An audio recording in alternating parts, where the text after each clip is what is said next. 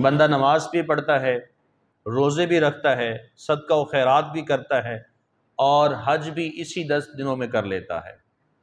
تو فرمایا کہ ان 10 دنوں کو ایک امتیازی شان یہ حاصل ہے کہ اس میں ارکان اسلام کی ادائیگی آ جاتی ہے، اس میں عبادات کی اجتماعی شکل موجود ہے۔ ان 10 دنوں میں نماز بھی ادا کی جاتی ہے، اور نماز سے مراد نماز عید الاضحیٰ ہے۔ روزے ادا کیے جاتے ہیں، روزے رکھے جاتے ہیں، اور وہ روزے رکھنا ماہ ذی الحجہ کے 10 دنوں کے روزے بھی مراد ہیں، اور عرفہ کا روزہ بھی مراد ہے۔ صدقہ و خیرات کیا جاتا ہے، اس میں قربانی کے ایام آ جاتے ہیں۔ قربانی ادا کرنے کے بعد جو گوشت صدقہ کیا جاتا ہے، یہ اس کی طرف اشارہ ہے، اور حج بھی انہی 10 دنوں کے اندر آتا ہے۔ تو حضرت امام ابن حجر عسقلانی رحمۃ اللہ علیہ فرماتے ہیں اللہ تعالیٰ نے یہ 10 دنوں میں بندہ مومن کے لیے امتیازی شان رکھی ہے کہ بندہ ان 10 دنوں میں نماز بھی ادا کر لیتا ہے، روزے بھی رکھ لیتا ہے، صدقہ و خیرات بھی ادا کر لیتا ہے، اور حج بھی ادا کر لیتا ہے۔ تو امتیازی شان یہ حاصل ہے، تو ماہ ذی الحجہ کے ابتدائی 10 دنوں کو شامل ہے۔ حضور نبی رحمت نور مجسم صلی اللہ علیہ وآلہ وسلم نے ارشاد فرمایا، اللہ تعالیٰ کو یہ 10 ایام بہت ہی محبوب ہیں۔ یہ جو ہمارے لیے کچھ راتیں رکھی گئیں، کچھ دن رکھے گئے، ہمیں یہ کہا گیا کہ 5 راتوں میں اللہ تعالیٰ کی عبادت کرو، یہ 5 راتیں ایسی ہیں جو بڑی ہی فضیلت کی حامل ہیں، جن میں شب برأت ہے، شب قدر ہے، عیدین ہے، اور بسا اوقات اکثر جو مرویات میں میلاد النبی صلی اللہ علیہ وسلم کا بھی ذکر آتا ہے۔ تو یہ جو مقدس راتیں ہیں، اور اسی کے اندر معراج شریف بھی شامل ہے، مقدس راتوں میں اللہ تعالیٰ کی عبادت کرنے کا جو ثواب ہے وہ باقی تمام ایام سے افضل اور اعلیٰ ہے۔ مثال کے طور پہ اگر کوئی شخص اللہ رب العالمین جل شانہ کے حضور شب قدر میں عبادت کر لیتا ہے، تو شب قدر کو 1000 مہینوں کے افضل قرار دے دیا گیا کہ اگر کوئی بندہ اس میں عبادت کرتا ہے تو وہ 1000 مہینوں کی عبادت کا ثواب اس کے نامہ اعمال میں لکھ دیا جاتا ہے۔ تو 1000 مہینے تقریباً 84 سال بنتے ہیں۔ یہ فضیلت ہے۔ تو یہ جو فضیلتیں رکھی گئی ہیں، یہ در حقیقت ہمیں بخشوانے کے ذرائع ہیں۔ رحمت حق بہانہ می جویت بہانہ می جویت، اللہ تعالیٰ کی رحمت بہانے ڈھونڈتی ہے۔ جب رب کی رحمت کو بہانہ مل جاتا ہے، بہانہ می جویت، تو پھر وہ بندہ مومن کی زندگی کے سارے گناہوں کو مٹا کر لے جاتی ہے۔ رب کی رحمت کو بہانہ چاہیے ہوتا ہے۔ کہاں تو یہ کہا گیا کہ اگر تم سفر میں ہو، رستے سے کہیں گزر رہے ہو، اگر کوئی پتھر پڑا ہے اس کو اٹھا کے ایک طرف کر دو۔ جب تم پتھر کو اس نیت سے اٹھاؤ گے کہ میرے پیچھے آنے والے کو تکلیف نہ ہو، اس کے پاؤں پہ زخم نہ ہو جائے، تم اپنے بندہ مومن کے ساتھ داد رسی کرتے ہوئے، اس پر رحم کھاتے ہوئے، اس پہ ترس کھاتے ہوئے تم پتھر کو ایک طرف کر دو گے اس نیت کے ساتھ کہ میرے مسلمان بھائی کو تکلیف نہ ہو۔ تو فرمایا کہ جب تک وہ پتھر ایک طرف پڑا رہتا ہے، اپنے بندہ مومن کے لیے دعائے مغفرت کرتا رہتا ہے۔ کہیں تو یہ آتا ہے کہ بلی کے اوپر اگر کسی نے ظلم و ستم کیا تو اس کو عذاب نار کا مستحق بنا دیا گیا۔ کہیں تو یہ آتا ہے کہ اگر کسی شخص نے پیاسے کتے کو پانی پلایا، اللہ تعالیٰ نے اس کی بخشش فرما دی۔ تو یہ جو سارے ذرائع ہیں، یہ در حقیقت ہمیں بخشوانے کے ذرائع ہیں۔ کہاں تو یہ کہا گیا اگر تم دن میں 12 رکعتیں ادا کر لیتے ہو، سنت موقدہ جو ہیں، تو اللہ تعالیٰ تمہارے لیے جنت میں ایک محل بنائے گا۔ اب وہ 12 رکعتیں کون سی ہیں؟ 12 رکعتیں سنت موقدہ ہیں جو پوری 5 وقت کی نمازوں میں موجود ہیں۔ 2 رکعت فجر کی فرضوں سے پہلے 2، اور ظہر کے فرضوں سے پہلے 4 اور بعد میں 2، مغرب کے فرائض کے بعد 2 رکعت، اور عشاء کے فرائض کے بعد 2 رکعت۔ یہ وہ رکعات ہیں کہ جن کی فضیلت احادیث نبویہ میں آئی ہے۔ اگر کوئی شخص ان رکعات کو ادا کر لیتا ہے تو اللہ تعالیٰ جل شانہ اس کو جنت میں اس کے لیے ایک محل بنا دیتا ہے۔ یہ سارے ذرائع ہیں بخشوانے کے۔ یہ اللہ رب العالمین کی طرف سے بندہ مومن کو بخشوانے کا ذریعہ ہے۔ تو یہ جو ماہ ذی الحج آ رہا ہے، اس کے جو ابتدائی 10 دن ہیں، یہ در حقیقت ہمیں بخشوانے کے ذرائع ہیں۔ اس میں اللہ تعالیٰ کی عبادت اور ریاضت کرنی ہے۔ تو حضور علیہ الصلوۃ والسلام نے ارشاد فرمایا، اللہ تعالیٰ کو یہ ایام بہت ہی زیادہ محبوب ہیں۔ آقا کریم علیہ السلام نے ارشاد فرمایا، ما من ایام احب الی اللہ ان یتعبد له فیہا من عشر ذی الحج۔ اللہ رب العالمین جل شانہ کو ان 10 دنوں میں اپنی عبادت کرنا بہت ہی زیادہ محبوب ہے۔ کوئی شخص اگر ان 10 ایام میں اللہ تعالیٰ کی عبادت کر لیتا ہے تو یہ اللہ کو بڑا محبوب ہے۔ اللہ اس بات کو پسند فرماتا ہے کہ میری عبادت ان 10 دنوں میں زیادہ سے زیادہ کی جائے۔ اب دیکھیے کہ اللہ تعالیٰ نے کیسی ایک حکمت والی بات رکھی ہے۔ انہی 10 ایام میں ہماری مصروفیات بھی زیادہ ہوتی ہیں، قربانی کے ایام خریدنا ہوتے ہیں، گھروں میں آنا جانا لگا ہوتا ہے، ہماری مصروفیات جیسے ہی ذی الحج شروع ہوتا ہے زیادہ بڑھ جاتی ہیں۔ ہمارا کوئی بھی شعبہ ہے، ہر شعبے میں ہماری مصروفیات پہلے سے بڑھ جاتی ہیں، اس لیے کہ عید کی چھٹیاں قریب آ رہی ہوتی ہیں۔ لیکن انہی دنوں میں اللہ تعالیٰ نے فضیلت کے باعث یہ 10 راتوں کو بھی قرار دے دیا گیا۔ اب اسی طرح سے دیکھیے کہ بندہ مومن ہے، وہ پورا مہینہ گزارتا ہے ماہ رمضان کا، اور ماہ رمضان گزار کر جو چاند رات آتی ہے، اس میں ایک طرف تو شیاطین جو پورا مہینہ جگڑ دیے جاتے ہیں ان کو آزاد کر دیا جاتا ہے، تو دوسری طرف وہ جو چاند رات ہے وہ بخشش کی رات ہے۔ کتنی بڑی آزمائش ہے کہ بندہ پورا مہینہ اللہ کی عبادت کر کے پھر اس ایک رات میں کھڑا نہیں ہوتا ہے۔ ہماری مساجد ویران ہو جاتی ہیں، مغرب کے وقت اعلان ہو جاتا ہے کل عید ہے، عشاء کی نماز میں وہی پرانے نمازی ہوتے ہیں، وگرنہ عام اوقات میں مغرب کی نماز میں باہر تک لوگ ہوتے ہیں، اور عشاء کی نماز میں کم از کم 4-5 صفیں ہو جاتی ہیں۔ تو جیسے ہی ماہ رمضان میں یہ اناؤنسمنٹ ہوتی ہے، ہماری مساجد ویران ہو جاتی ہیں۔ تو یہ اللہ تعالیٰ نے بڑی آزمائش رکھی ہے، ان طاق راتوں کو اور ان مقدس راتوں کو زندہ کرنے کا حکم ہے، شب بیداری کرنے کا حکم ہے۔ تو یہ جو 10 دن آ رہے ہیں، ان 10 دنوں میں اللہ تعالیٰ کی عبادت اور ریاضت کرنا ہوتی ہے، لیکن ہم لوگ جانور خرید رہے ہوتے ہیں، ہم لوگ اپنے کپڑے بنا رہے ہوتے ہیں، ہمارے گھروں میں مائیں بہنیں بیٹیاں ان کی مصروفیات چل رہی ہوتی ہیں، گھروں میں آنا جانا لگا ہوتا ہے، ہماری ان ایام کی طرف توجہ ہی نہیں جاتی ہے۔ اتنے زیادہ فضیلت کے حامل یہ 10 دن ہیں کہ حضور علیہ السلام نے ان 10 دن کی عبادت کو جہاد سے بھی افضل قرار دے دیا گیا۔ جہاد جو فرض ہے، جس کا حکم قرآن کے اندر موجود ہے، فرمایا جہاد سے بھی افضل ہے کہ کوئی بندہ ان 10 دنوں میں اللہ تعالیٰ کی عبادت اور ریاضت کرے۔ کہاں جہاد اور کہاں 10 دن کی عبادت؟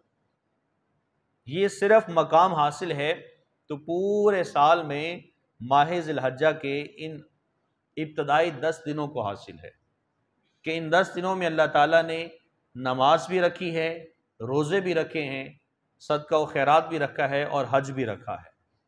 تو فرمایا کہ اللہ تعالیٰ جل شانہ اس بات کو پسند فرماتا ہے، ما من ایام احب الی اللہ ان یتعبد له فیہا من عشر ذی الحجہ۔ اللہ تعالیٰ اس بات کو پسند فرماتا ہے کہ ماہ ذی الحجہ کے ابتدائی 10 دنوں میں میری عبادت کی جائے۔ یعدل صیام کل یوم منہا بصیام سنہ۔ فرمایا کہ ماہ ذی الحجہ کے ابتدائی 10 دنوں میں ہر ایک دن کا روزہ سال بھر کے روزوں کے برابر ہے۔ اگر کوئی بندہ ماہ ذی الحجہ کے ابتدائی 10 دنوں میں ایک روزہ رکھتا ہے، اس ایک روزے کا ثواب سال بھر کے روزوں کے مطابق ہے۔ وَقِيَامُ كُلِّ لَيْلَةٍ مِّنْهَا بِقِيَامِ لَيْلَةِ الْقَدْرِ۔ اگر کوئی شخص ان 10 ایام میں رات کی عبادت کرتا ہے تو اس میں ہر رات کا ثواب لیلۃ القدر کے مطابق ہے۔ ہر رات ایسی ہے جیسے شب قدر ہے۔ تو یہ 10 دن ہی ہیں جن کی قسم اللہ تعالیٰ نے، 10 راتیں ہیں جن کی قسم اللہ تعالیٰ نے قرآن کے اندر ارشاد فرمائی، والفجر ولیال عشر۔ قسم ہے فجر کی اور قسم ہے ان مقدس مبارک ترین 10 راتوں کی۔ وہ 10 راتیں کون سی ہیں؟ وہ یہی ماہ ذی الحجہ کی راتیں ہیں۔ تو فرمایا کہ ماہ ذی الحجہ کے ابتدائی 10 دنوں میں ہر دن کا روزہ 1 سال کے روزوں کے مطابق، گویا آدمی اگر ایک روزہ رکھتا ہے تو اس کو 365 روزے رکھنے کا ثواب اس کے نامہ اعمال میں لکھ دیا جاتا ہے۔ اور اگر کوئی شخص ان 10 ایام میں ہر رات کو اللہ تعالیٰ کی عبادت کرتا ہے، ہر رات کا جو ثواب ہے وہ شب قدر کے مطابق ہے۔ ہر رات کا جو ثواب ہے وہ 84 سال کی عبادت کا ثواب اس کے نامہ اعمال میں لکھ دیا جاتا ہے۔ اب 84 کو 10 کے ساتھ ضرب دے دیں تو کتنے سال بن جاتے ہیں؟ یوں ہی 365 کو 10 کے ساتھ ضرب دے دیں تو کتنے سال بن جائیں گے؟ یہ اللہ تعالیٰ جل شانہ کی طرف سے ایک حکم ہے، ایک نصیحت ہے۔ اللہ تعالیٰ نے اس بات کو پسند فرمایا ہے کہ ان 10 دنوں میں دن کے وقت روزہ رکھا جائے، رات کو اللہ تعالیٰ کی عبادت کی جائے۔ اللہ تعالیٰ کو یہ بات بڑی محبوب ہے، اور یہ گولڈن چانس ہے کہ جو صرف 10 دنوں کے اندر موجود ہے۔ یہ بخشش کے پروانے ہیں جو صرف ان 10 دنوں میں ہی بندہ مومن کو عطا کیے جائیں گے۔ تو کوشش کیجئے گا کہ ان 10 ایام میں جتنا زیادہ ہو سکے اللہ تعالیٰ کا ذکر خیر کیا جائے، روزے رکھیں، رات کو عبادت و ریاضت کریں۔ حضور نبی رحمت نور مجسم صلی اللہ علیہ وآلہ وسلم نے ارشاد فرمایا، لا تطفئوا مصابیحکم فی العشر یعجبہ العبادہ۔ فرمایا کہ ان 10 راتوں میں اپنے گھروں کے چراغ کو گل نہ کرو، اپنے گھروں کے چراغ کو بجھاؤ نہیں۔ اشارہ کس کی طرف ہے؟ کہ گھر کے چراغ جلتے رہیں، تم اللہ کی عبادت کرتے رہو۔ چراغ گل کرنے کا حکم ایک حدیث کے اندر موجود ہے، وہ عام ایام میں ہے۔ حضور نے ارشاد فرمایا کہ تم شام کے اوقات میں اپنے گھر کے چراغ گل کر دو، چراغ کو بجھا دو، لائٹیں بند کر دو اور سو جاؤ اور آرام کرو، اور رات تم اللہ تعالیٰ کی عبادت کرنے کے لیے بھی کھڑے ہو، اور پھر اللہ تعالیٰ کی عبادت کرنے کے لیے نماز فجر میں بھی حاضر ہو جاؤ۔ وہ حکم ایک الگ حدیث کے اندر موجود ہے۔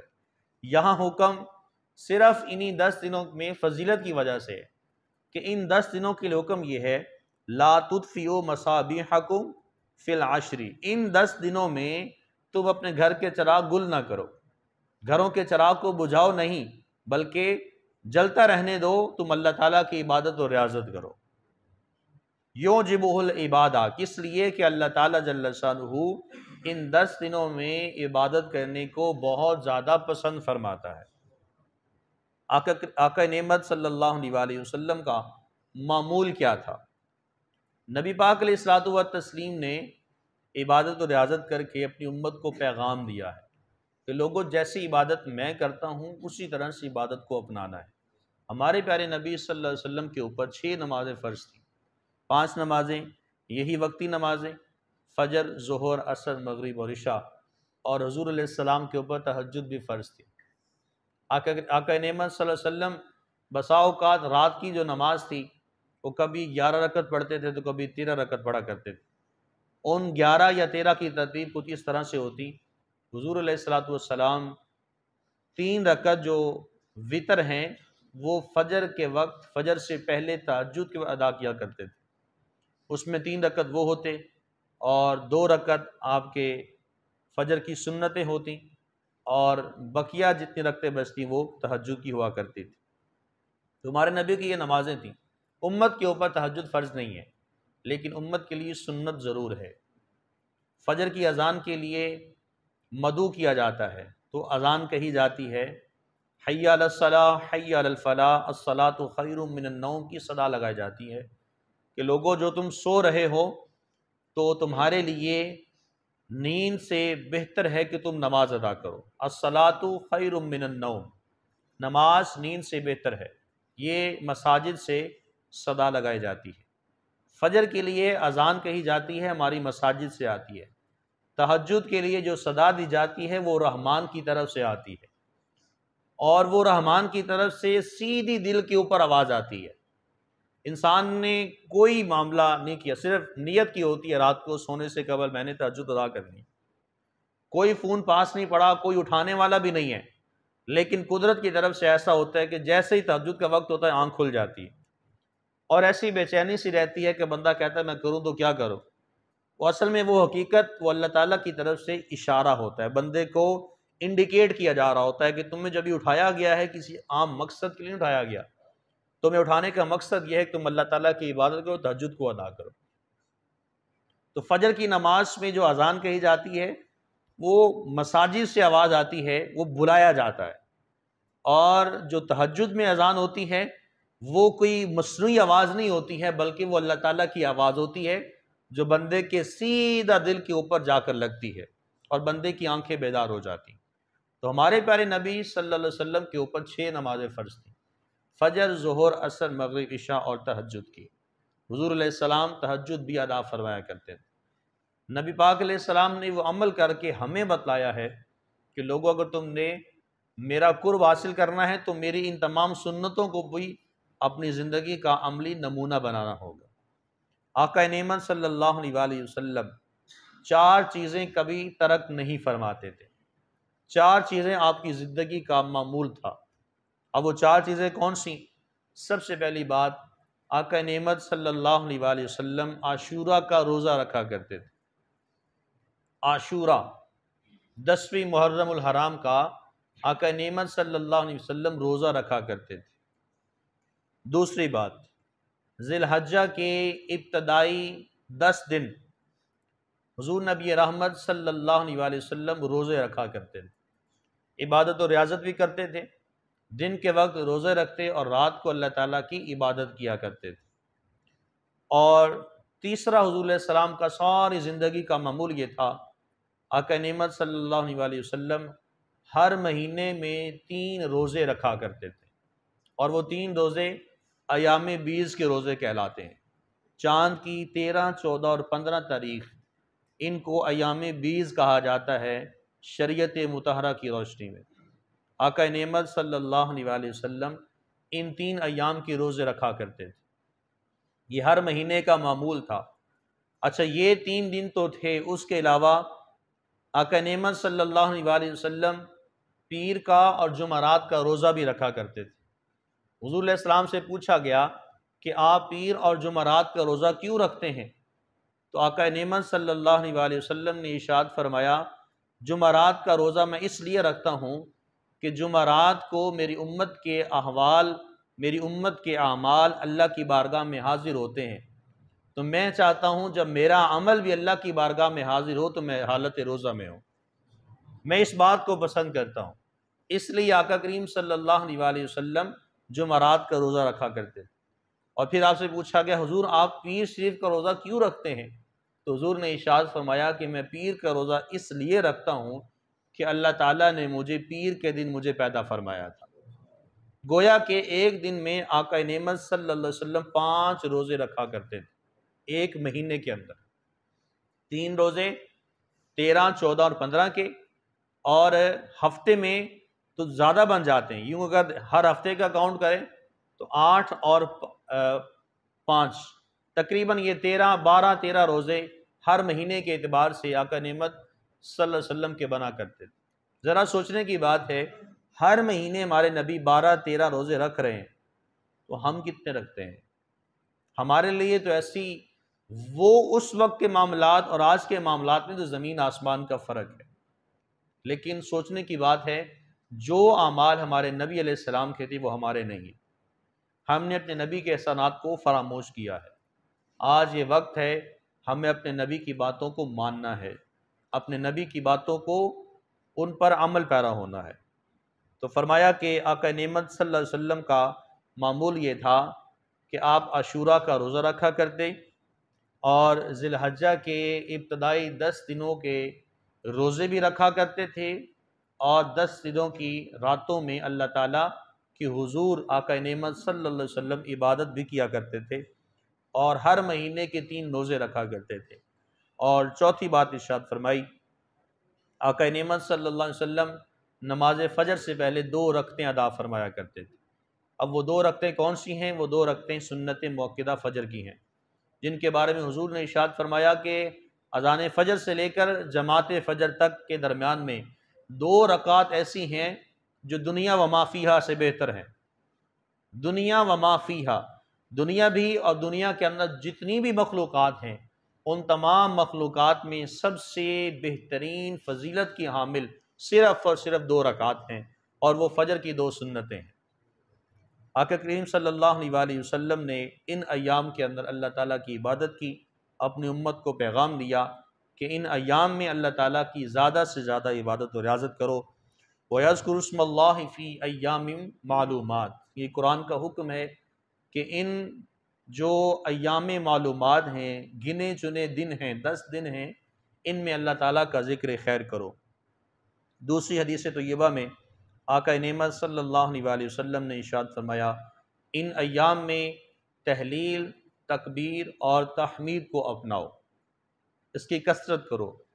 تحلیل سے مراد لا الہ الا اللہ، تکبیر سے مراد اللہ اکبر، اور تحمید سے مراد الحمدللہ۔ یہ 10 دنوں کا وظیفہ ہے، 10 دنوں کے یہ اعمال ہیں۔ ان 10 دنوں میں یہ کلمات اپنی زبان کے اوپر سجا کے رکھنے ہیں، تحلیل، تکبیر اور تحمید۔ تحلیل سے مراد لا الہ الا اللہ، تکبیر سے مراد اللہ اکبر، اور تحمید سے مراد الحمدللہ۔ یہ حضور علیہ السلام کا عمل ہے جو آپ کی زبان کے اوپر جاری رہا کرتا ہے، اس امید کے ساتھ کہ انشاءاللہ تعالی یہ جو 10 دن آ رہے ہیں، ان 10 دنوں میں ہم بھی یہی اعمال اپنی زبانوں پر سجائیں گے۔ آقا نعمت صلی اللہ علیہ وآلہ وسلم نے ارشاد فرمایا، اذا دخلت العشر واراد احدکم ان یضحی، جب تم ماہ ذی الحجہ کے مہینے میں داخل ہو جاؤ، 10 ایام میں داخل ہو جاؤ، واراد احدکم ان یضحی، اور تم میں کوئی شخص قربانی کرنے کا ارادہ رکھتا ہو، فلا یمس من شعرہ وبشرہ شیئا، فرمایا کہ اس کو چاہیے کہ وہ اپنے جو ناخن ہیں اور بال ہیں وہ نہ کاٹے۔ تو یہ جو ناخن اور بال نہ کاٹنے کا حکم ہے، یہ مستحب ہے، سنت عمل ہے۔ اب اگر ایسا شخص جس کی موئزر ناف بغلوں کے بال، اس کی جو لمٹ ہے وہ کراس ہو چکی ہے، پہلے گزر چکے 25 دن، 30 دن، 40 دن ہو چکے ہیں، نہ تو اس نے موئزر ناف صاف کیے اور نہ ہی بغلوں کے بال صاف کیے، اب آگے 10 دن یہ بھی شروع ہو گئے، اب اس کے لیے ان 10 دنوں پر عمل نہیں ہوگا۔ وہ پہلے کرے گا کہ اس کے بال اگر موجود ہیں ان بالوں کو کاٹ دے، اس کے لیے کاٹنا یہ بہتر ہے، اس کے لیے نہ کاٹنے پہ اب گناہ ہوگا، اس لیے کہ ایک عمل مستحب ہے، وہ 10 دنوں میں بال نہ کاٹنا ہے، اور ایک طرف یہ ہے کہ جس کا حکم یہ تھا کہ جب تمہارے بال وہ چاول کے دانے کے برابر ہو جائیں تو اپنے بال کاٹ دو۔ ناخنوں کی ایک لمٹ ہوتی ہے، اب ناخن بڑے بڑے ہو چکے ہیں، 10 دن آگے یہ بھی شروع ہو گئے، اب اس کے لیے حکم یہ ہے، اس کو چاہیے کہ ان ناخنوں کو ریموو کرے، اپنے زیر ناف بال کاٹے، بغلوں کے بال کاٹ دے، ان 10 دنوں کے اوپر عمل نہیں کرے گا وہ۔ کیوں؟ اس لیے یہ مستحب ہے، وہ فرض ہے، وہ فطرت انبیاء میں سے ہے۔ آقا نعمت صلی اللہ علیہ وسلم نے ان 5 چیزوں کو فطرت انبیاء قرار دے دیا گیا۔ جمائی آئے تو اپنے منہ کے سامنے ہاتھ رکھنا ہے، چھینک آئے تو وہ الحمدللہ کہنا ہے، اور ناخنوں کے بال کاٹنا، موئے زیر ناف کاٹنا، بغلوں کے بال کاٹنا، یہ فطرت انبیاء میں شامل ہے۔ ایک طرف 10 دنوں کی یہ فضیلت، تو دوسری جانب فطرت انبیاء۔ اگر کوئی ایسا شخص جس کے بال پہلے ہی بڑے ہو چکے ہیں، اس کے ناخن پہلے ہی بڑے ہیں، اس کے لیے اس پر حدیث پر عمل نہیں ہوگا، وہ ان 10 دنوں پر عمل نہیں کرے گا، بلکہ وہ یہ دیکھے گا جیسے ہی دن شروع ہو رہے ہیں اپنے ناخن کاٹ دے، بھلے وہ چاند کی 4 تاریخی کیوں نہیں ہو چکی ہے، اس کے لیے اس بات کی طرف اشارہ ہے۔ لیکن ہم لوگ اس مستحب عمل کی وجہ سے ہماری حالت اتنی بگڑ چکی ہوتی ہے، ہمارے سے بدبو آ رہی ہوتی، ہمارے ناخن اتنے بڑے ہو چکے ہوتے ہیں، ہم کہتے ہیں جی میں عید کے بعد کاٹوں گا۔ بھئی آپ کے ناخن اتنی زیادہ بڑے ہو چکے ہیں، آپ اس کی طرف جا رہے ہیں میں عید کے بعد کاٹوں گا، عید پہ تو اور بڑے ہو جائیں گے، تو کیا عید تک نمازیں نہیں ادا کریں گے؟ ان ناخنوں کے اندر اگر میل جمع ہو جائے تو وضو غسل بھی نہیں ہوتا ہے۔ ہمارے گھروں میں مائیں بہنیں بیٹیاں جب نیل پالش کا استعمال کرتی ہیں ان کے لیے بھی حکم شرع یہی ہے کہ اپنے جو نیلز کے اوپر جو پالش لگی ہوئی ہے اس کو ریموو کر کے پھر وضو غسل کریں، وگرنہ وضو غسل ہوتا ہی نہیں۔ تو اگر مومن ہے، بندہ ہے، اس کے لیے ناخنوں میں میل جم چکی ہے، اس کو چاہیے پہلے اس کو صاف کرے، پھر اس کو کاٹے، پھر غسل کرے۔ اور اگر 10 دن ایسے ہی اس نے گزار دیے، اسی دوران اس نے جنابت بھی فرض ہو گیا، تو مجھے بتائیں اس کی نمازیں ہو جائیں گی؟ نہیں ہوں گی۔ قرآن پڑھے گا، قرآن پڑھنا بھی ناجائز ہوگا اس کے لیے۔ اس لیے یہ مستحبان اور فرائض کی جو ابحاث ہیں اس کی طرف توجہ کرنے کی ضرورت ہے۔ مستحب عمل ضرور ہے لیکن یہ فرض یا واجب نہیں ہے۔ یہاں ایک اور معاملہ ہے، مجھ سے لوگ یہ سوال بھی کرتے ہیں، ایک بندہ اس کی داڑھی نہیں ہے، اب وہ کیا کرتا ہے کہ ان ایام آنے سے قبل داڑھی منڈوا دیتا ہے۔ تو داڑھی رکھنا سنت ہے، ایک طرف سنت متواترہ جو قریب واجب ہے اس کا آپ انکار کر رہے ہیں، اس کو صاف کر رہے ہیں۔ کس دن کے لیے؟ یہ 10 دن کی فضیلت ہے۔ حضور نے ارشاد فرمایا ہے کہ جس نے قربانی کرنی ہو تو وہ کیا کرے، ان 10 دنوں میں نہ تو بال کاٹے اور نہ ہی وہ ناخن کاٹے۔ تو آپ داڑھی کا جو ہے وہ ستیہ ناش کیے جا رہے ہیں، یہ آپ حضور کو ناراض کر رہے ہیں۔ چہ جائے کہ آپ کو ثواب لینا تھا، آپ تو گناہ میں چلے گئے۔ ان 10 دنوں کی وجہ سے آپ اپنی داڑھی کو صاف کرنا شروع ہو گئے۔ یہ بہت بڑی غلطی ہے، بہت بڑی غلطی ہے۔ ایک طرف مستحب عمل ہے، دوسری جانب وہ جو فرض کے قریب جا چکا ہے عمل، آپ فرض کو چھوڑ رہے ہیں اور سنت پہ عمل شروع کر رہے ہیں۔ مجھے یہ بتائیے، نمازیں پنجگانہ فرض ہیں، اب ایک بندہ وہ فرض نہیں پڑھتا ہے، وہ فجر نہیں پڑھتا، ظہر نہیں پڑھتا، لیکن ظہر کے بعد ایک جگہ ختم پاک ہے، کل خانی ہے، چلیسواں ہے، یا ششمائی یا سالانہ ختم پاک ہے، وہاں پہنچ جاتا ہے، صف اول میں بیٹھا ہوا ہے، وہاں سب سے پہلے جا کر بیٹھا ہے۔ وہاں بیٹھنا ضروری نہیں تھا اس کے لیے ظہر کی نماز ادا کرنا اس کے اوپر فرض تھا۔ تو بابا بلے شاہ رحمۃ اللہ علیہ نے اسی کی طرف اشارہ وہ فرمایا تھا کہ تسی نفلہ نیتی جان دے ہو تے فرض بلائی بیٹھے ہو۔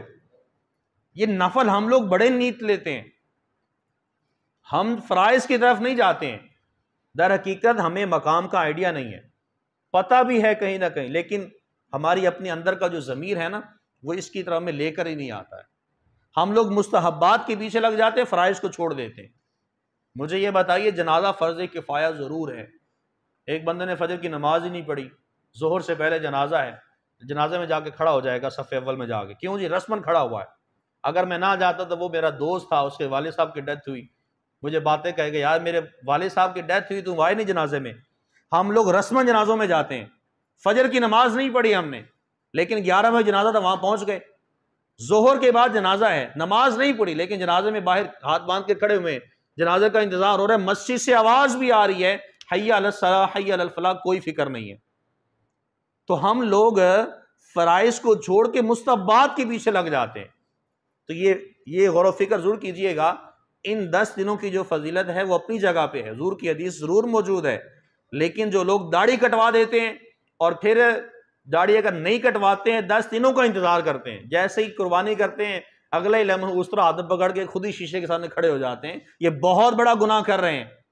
ایک طرف 10 دنوں کی آپ نے ثواب حاصل کیا، دوسری جانب اللہ تعالیٰ کے عذاب کا بھی مستحق بن رہے ہیں۔ وہ داڑھی جو سنت رسول ہے اس کو آپ لپیٹ کے ندی نالوں میں پھینک رہے ہیں، یہ بہت بڑا گناہ ہے، بہت بڑا گناہ ہے۔ اس لیے سنت، مستحبات، فرائض اور جو واجبات ہیں ان کو اپنی اپنی جگہ پہ رکھیے۔ یہ جو 10 دن آ رہے ہیں ان 10 دنوں میں اللہ تعالیٰ کی عبادت و ریاضت احسن انداز سے کیجیے، تحلیل، تکبیر اور تحمید کو اپنی زبانوں کا حصہ بنائیے، قرآن کی تلاوت کیجیے، احادیث نبویہ پڑھیے، علم سیکھیے، اپنے علماء سے جو آپ کے قرب و جوار میں رہتے ہیں ان سے استفادہ حاصل کیجیے، صدقہ و خیرات کیجیے، جتنا زیادہ ہو سکے تکبیرات کو اپنی زبانوں کا حصہ بنائیں، جتنا زیادہ ہو سکے اللہ تعالیٰ کا ذکر خیر کریں۔ یہ جو 10 دن ہوتے ہیں یہ گولڈن چانس ہیں، جو کہ 365 دنوں کے اندر یہ 10 دن موجود ہیں۔ اللہ مجھے اور آپ سب کو توفیقات عمل نصیب فرمائے۔